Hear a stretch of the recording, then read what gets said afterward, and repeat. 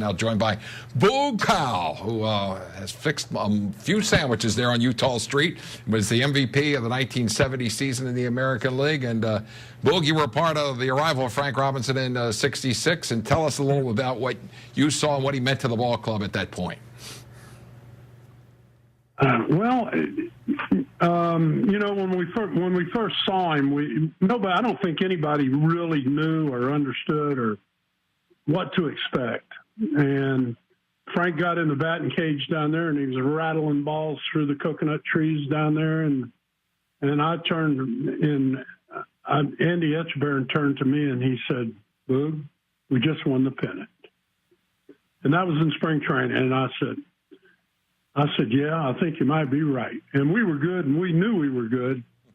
But I don't know, we just needed, maybe just that one catalyst or that one something that put us over the edge. And Frank did that in more than one way, not only with hitting home runs and driving in runs, but his attitude and the way that he approached the game and the way that as for instance, he would see one of our guys out there on the field talking to one of the other team's players, and he would say, "Hey, don't be doing that. We're going to go out there and kick their butt in 20 minutes." They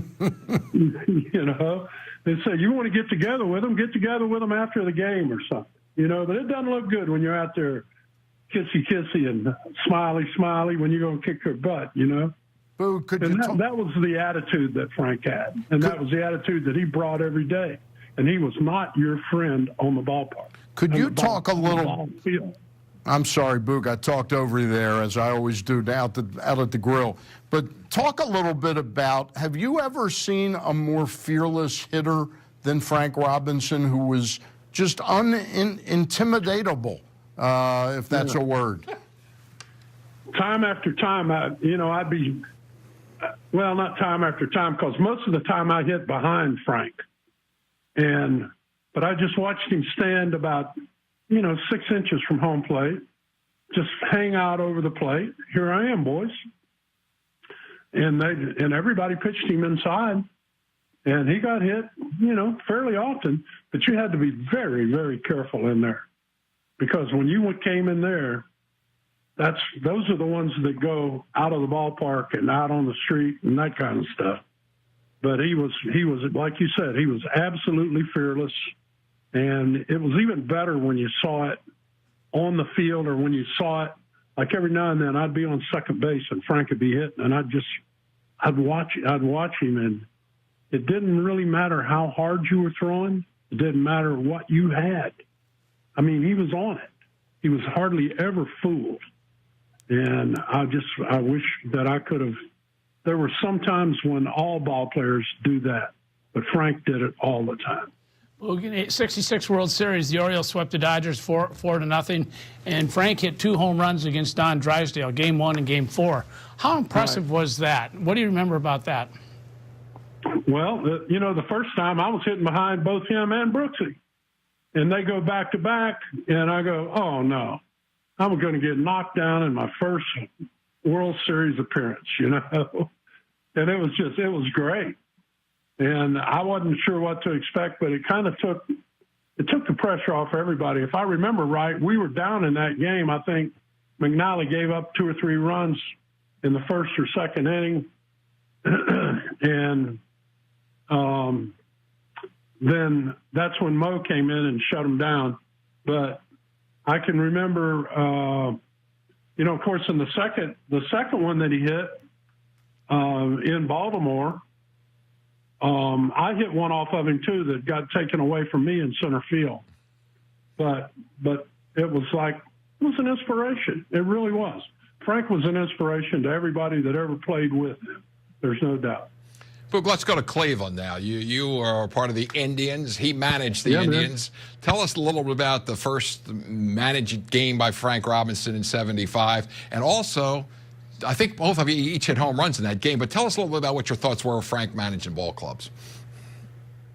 Well, I told Frank before the game, and we talked a little bit about it, and I said, "Frank, I don't know what I can do to help you here, but these guys expected to finish 500, and it was okay to finish 500.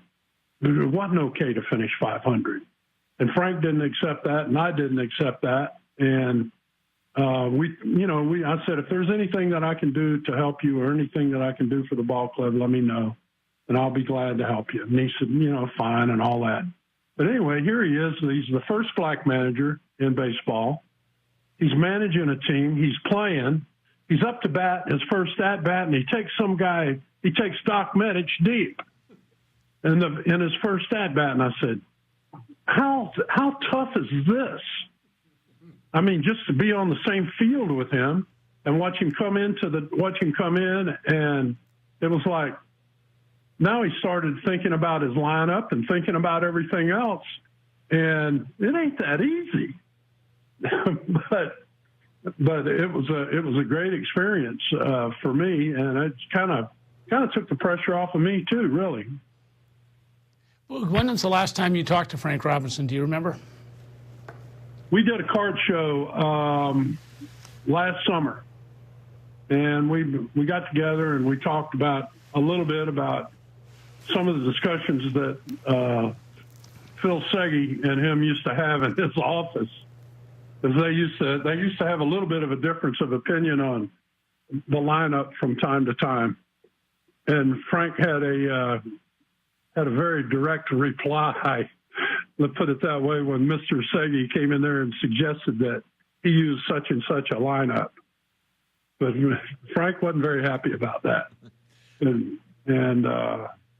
So anyway, we talked about that, and we laughed and chuckled about that for a little while. But I didn't get to spend nearly enough time with him, and his wife Barbara was there, and I got to say hello to her too. She was part of the family also, and all our wives were like sisters, just like we were brothers, and we'd do anything for any one of our guys on the field. Well, Boog, look, we really appreciate you taking some time to spend with us. I know you're down in Florida right now, and obviously it's a sad time now for Orioles fans and everybody connected to Frank Robinson. So we appreciate you taking some time with us. Yeah, it's a sad day, and we hate to lose Frank, but I've got a lot of really wonderful memories, going all the way back to that first day in spring training and all the way through my time with Cleveland with him and all of the years that I got to know him. I'm glad that I knew him. Great point, Boog. We appreciate it again. Boog Powell, the Orioles Hall of Famer, first baseman for the Birds, 1970 most valuable player, and of course the host of Boog's Barbecue since Camden Yards is open out there on Utah Street. We thank Boog for that.